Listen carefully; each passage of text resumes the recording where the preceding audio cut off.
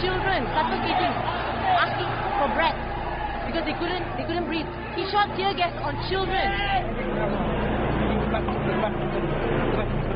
They fired a shot at us, and then instead of saying sorry, we know it was an accidental shot, they shot some more. Okay, we was about to talk and make peace and negotiate, and they shot at us.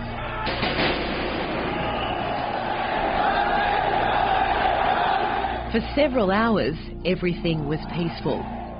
There was some chanting and a speech by the opposition leader Anwar Ibrahim. It's very important that we have Malaysians from all communities, Malaysian groups, converging together, demanding fair, free elections and stop the fraud.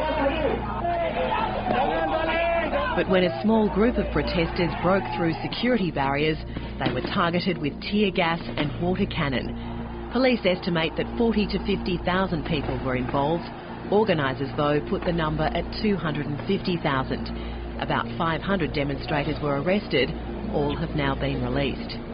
The rule of law, maknanya siasatan mesti berlaku. The rule of law means we need to do an investigation, and it must be a fair and objective investigation. After that, the legislative body will make a decision according to the facts, and not through emotional reactions and rumours. The Home Minister says police acted with professionalism and restraint under difficult circumstances. But monitoring teams from the Malaysian Bar Council say they witnessed an array of heavy-handed tactics. While there was plenty of action on the streets, the demonstration was largely ignored by government-controlled media organisations. It is just incredible that last night when I saw the news following the demonstration, following the tear gassing of tens of thousands of demonstrators, and I happened to be caught up in that,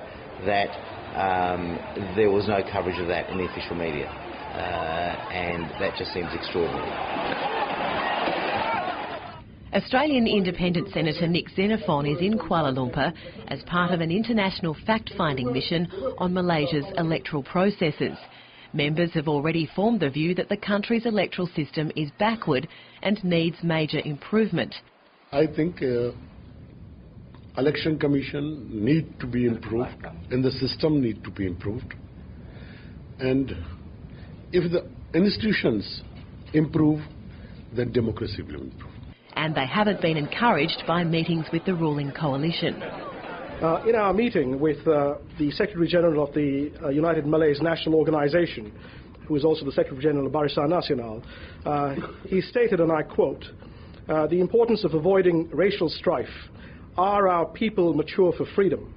Commenting on political developments in Indonesia, he offered the view, "One of the problems with Indonesia is that there is too much freedom." Unquote. It is the view not only of myself, but of the distinguished colleagues in the group, that these comments are disturbing and they reflect authoritarian attitudes at the highest levels of power.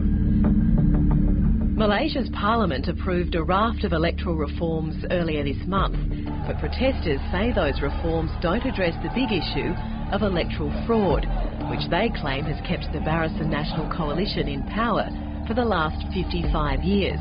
That you want to share in shaping this country, because Malaysia... And concern about those reforms isn't just confined to the streets of Kuala Lumpur.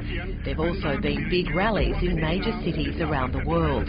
Use your freedom, use your liberty to fight for our liberty back home! The growing protests are putting a lot of pressure on the Malaysian Prime Minister Najib Razak. Before the weekend, speculation was rife that he was preparing to dissolve Parliament to make way for early elections in June.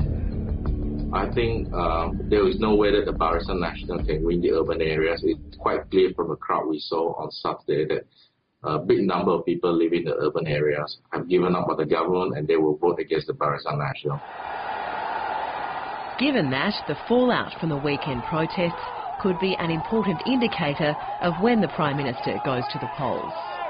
I think now there is a bit more uncertainty relating to the possible election date, largely because, you know, the way that the public is going to perceive the event is going to be very mixed, and people are more deeply polarized now. If the police get a lot of the blame and the opposition look like they didn't start the trouble, I think the Prime Minister will have no choice but to declare the elections. if the general mood of the people is that the fight was started by the opposition, I think there's every chance that the Prime Minister will actually hold the general elections quickly. In any case, an election must be held by early next year.